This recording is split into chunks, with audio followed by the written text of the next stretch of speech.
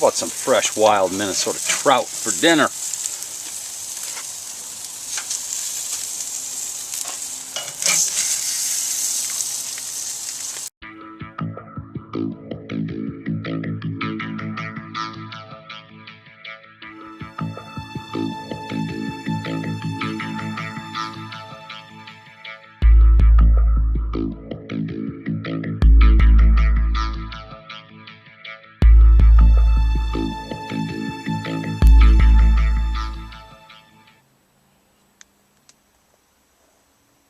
I'm continuing on with a sort of video diary that I'm doing on YouTube of the modifications and restoration I'm doing on a 1978 Dodge Midas motorhome. I do my maintenance in the spring. There's usually a couple jobs, a mental list that I want to do every spring, and that's a compilation of things I'm thinking about over the winter. And it's probably a few things that I'm thinking of at the end of season that I want to change or fix as well from the year prior. And this year I wanted to have the carb rebuilt.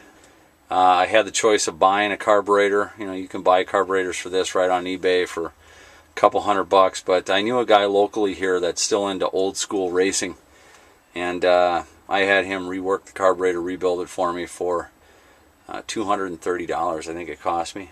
And I also wanted to change the gasket on the intake manifold. That's that big silver piece of cast iron sits underneath the carburetor. And the reason why I wanted to do that is because in the morning, when I'd start it up, I'd see a lot of white smoke. It wasn't like it was blowing white smoke all the time, but white smoke is definitely a sign that you're having a coolant leak. And I knew it wasn't getting into the oil because I was watching that carefully, but I could kind of smell it in the exhaust as well. And I thought maybe that gasket, being 30 years old, is getting old enough that maybe some of the coolant is leaking through and getting into the exhaust ports and burning away. So those were the first two big major things on my list that I wanted to get done. And while I was in there, I made a note that I was gonna, change the belts and hoses, little things like that. So this is a video of that change. I'm going to start off with when I had taken the intake off. And there's only 8 bolts that go around the intake manifold and a few brackets. I made a video of taking the carburetor off so I would just remember where the linkage was on it, because that's probably more complicated. But the intake manifold is pretty easy to take off. 8 bolts, took it off, cleaned it up, and that's where we'll start this video.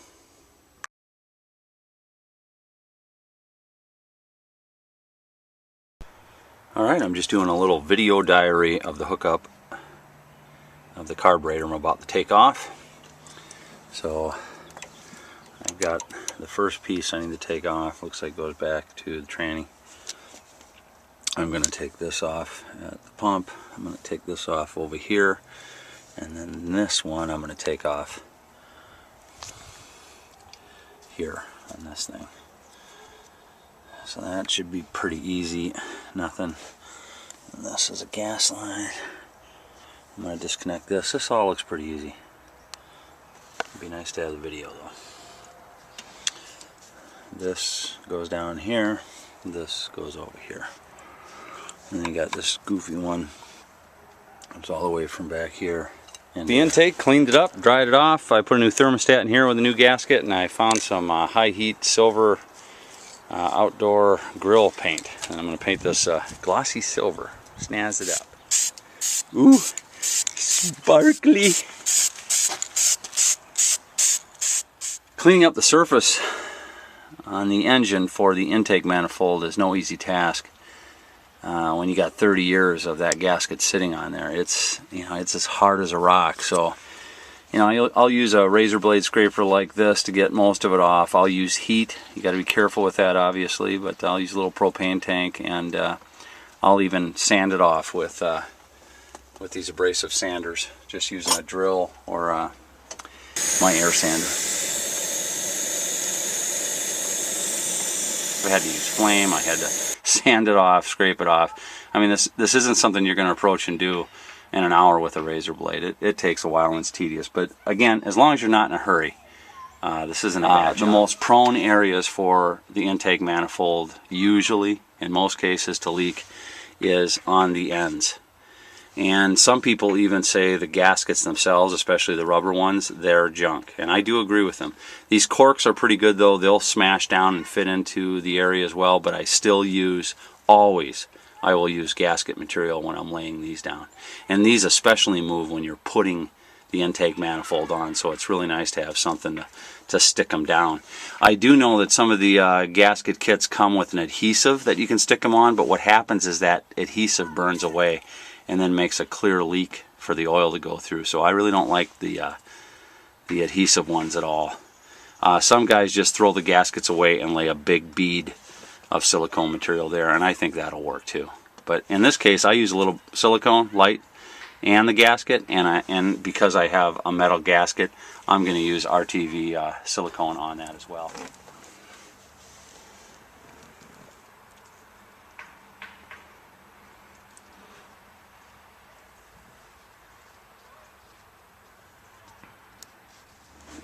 Now, if you have the time, the best way to do this once you've laid your end pieces is to simply let it sit for a few hours at least. Let it seal. Let your end pieces seal. Some guys even let it sit for overnight. A lot of times though, when you're doing jobs like this, you just want to get it done, or there are time constraints. In this case, I don't really have any time constraints. It's not camping season yet. I'm doing this as part of my maintenance, so I'm not really in that much of a hurry. I put another bead on top as well. I'm telling you, this is such a leak prone area. I just load it up and I'll let that sit for a while. Now with these metal ones, even the Fel Pro instructions tell you to put a thin coat of RTV around all the ports. The leak prone areas for the intake manifold are usually the exhaust ports and the water ports.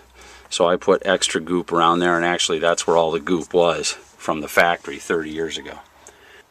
And I'm using the black RTV silicone gasket maker. That's the best. I think it's the toughest. But if this was a newer vehicle, you'd probably want to use the blue, which is the most friendly for sensors. There's so many sensors on the new vehicles, but in this one that doesn't matter. There's not that many sensors, and they're not that sensitive. But the kit itself, the gasket kit itself, comes with black on this because of the year. I'm sure the newer ones come with the blue. Now I'm assembling it, but I'm not going to torque it down yet. I'm going to tighten up all the bolts, just hand tight, enough to see that silicone squeeze out. And then I'm going to leave it for a few hours again, maybe even overnight. You know, another thing I want to say is that by doing this kind of work yourself, I mean, you really, I'm not kidding you really can't pay somebody today, in this day and age, the way it works at the dealerships and shops, to do this kind of thorough work. I mean, I'm putting paste, thread paste on all the threads, and just making sure everything's done perfect and right. The only way you're going to get a job like this done is to do it yourself. The shops just are not set up for that. They're trying to do an hour's worth of work in 10 minutes. If you had a mechanic that was this thorough, he wouldn't last. They'd fire him because they can't make any money with him today. It's just not set up for doing the best job possible anymore. It's doing the fastest job to get them out, and what that has led to is just, you know, it's just too expensive to keep vehicles going. They want you to buy new ones and get quick work done where you're just replacing parts. That's the only way they can survive. If you're going to do a job like this where it's absolutely going to be done right and like brand new, you have to do it yourself. After that, it's a matter of just putting the carb back on, hooking everything back up. Let's see if she starts.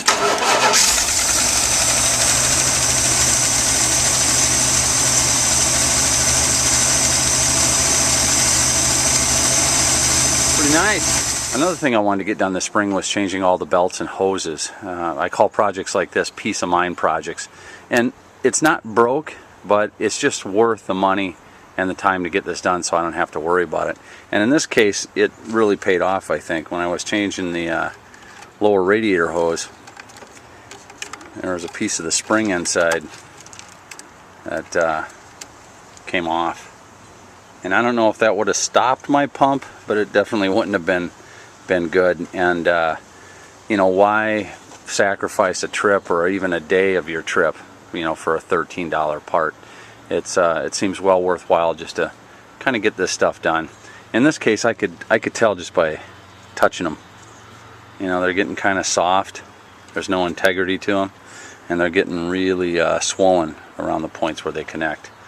Those are all signs that you need to change those hoses out. This gives me an opportunity to really flush out the radiator as well.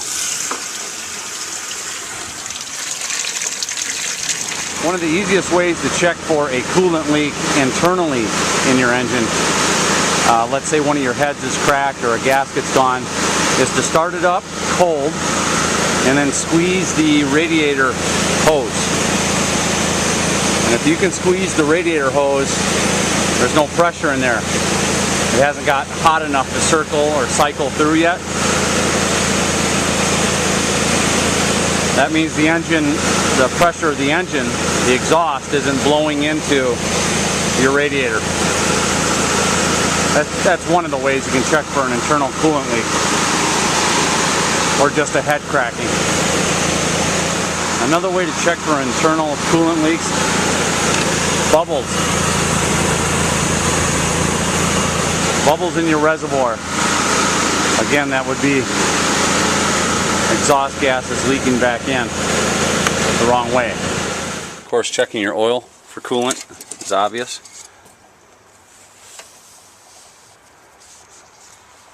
Although I don't really like that way, because if it's just a little bit of coolant leaking back into the system, you may not be able to catch it at all.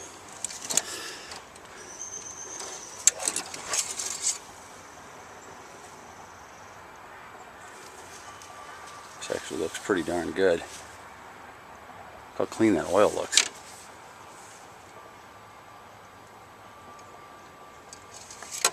And another way is white exhaust fumes. Now you're going to get a little bit of that in the morning when it's cold, but you know, on a normal day like this, you shouldn't have white exhaust, especially all the time. That's another way to check for internal coolant leaks. I'm going to end the video right there. I think that's enough for now. I've got another video coming up where I'm changing out the drum brakes, I'm changing out the brake cylinders, I'm taking out the back axles and changing the bearings and seals on those, but I'll save that for another time.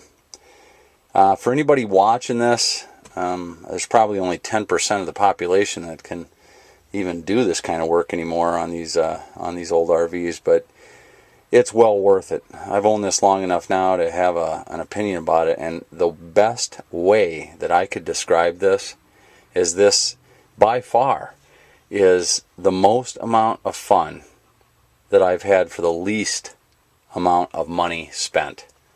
Parts are plentiful for this, and they're cheap. For me, it's easy to work on. It's really easy to get to everything. Very simple machine. But the surprising part, that's not the surprising part. The surprising part to me is actually how much fun this is. At least right now where my family is. You know, my girls are just starting to come into teenage years, and my wife would vouch for this as well if she was in my vids. This is so much fun. And the Class C, that the idea that it's not a trailer we're pulling, we're all inside together as we're traveling, and you know, we can make pizzas while we're traveling down the road on road trips, or you know, pour some lemonade out and the girls can sit on the couch and you know, read their books or whatever. This is a family time. It's hard to get it any other way. It's like pulling your living room up wherever you want to go. And so as I improve this and improve the reliability of it, you know, we're kind of behind this is the planning of a big vacation. We're probably going to go to, you know, the Grand Canyon or Yosemite. We're talking about, you know, maybe Yellowstone. I don't know, maybe all three. But we want to do a long road trip in it, and that's what's leading up to all this maintenance and just, you know, going through everything methodically. But you couldn't have convinced me of this. I wish I would have known this earlier in my life. I wish I would have known this in my 20s, to be honest with you. And I thought RVing was just for old people. I thought, old people did this, or I don't know, people that retired did this. That's what I seen anyway. But man, this is the whole RVing thing. Getting in this and spending this kind of family time. You can pull up anywhere, and you can change venues whenever you want. I thought I was just going to buy this for a simple hunting rig, and maybe the family and I would, take this out once in a while, because we do a lot of tent camping too. But this has really turned into something we all look forward to. In fact, I'll leave you with this at the end of this vid. The other day, because I'm always thinking this way, to me this is just a machine. I was sitting at the dinner table, and we were eating, and I just kind of brought it up casually. And I said to everybody at the table, I go, I'm looking at other RVs on Craigslist, because this one I bought for close to nothing, And it'd be nice to start with something a little better, I was actually looking at an RV that had a diesel in it, because I like diesels, And the table went silent. I couldn't believe it, how fast my family turned on me. I'm not kidding you.